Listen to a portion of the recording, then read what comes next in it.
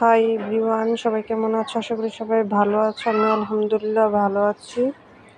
তো আজকের আমার ব্লগ ভিডিওটা হচ্ছে আমার বারান্দার যে কি ফুল গাছ লাগালাম সেগুলো নিয়ে। তো এই যে দেখো ফুলটা, 6টা গাছ কিনেছি, আরও কেনার ইচ্ছা আছে।